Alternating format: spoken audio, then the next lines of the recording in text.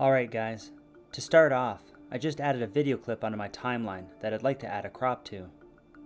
There are many different ways to crop inside Premiere Pro, but today I'll be showing you my preferred way that removes the black bars after you export.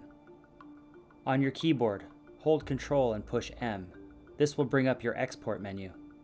At the top left of the menu, you'll see Output is currently selected. Click on Source and then click the little crop icon you see here. Now adjust your frame by grabbing the sides of the screen and cropping your video to the desired size.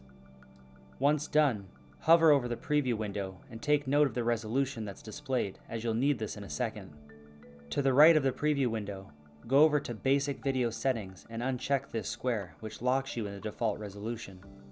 Disable the Maintain Aspect Ratio button and then change the resolution manually to whatever your hovered resolution was earlier. For me, it was 721 by 1080. Finally, scroll down and click Export, and this will render your final clip into your desired resolution without the ugly black bars from using the crop tool. Anyway guys, I hope you found this video helpful. See you in the next one.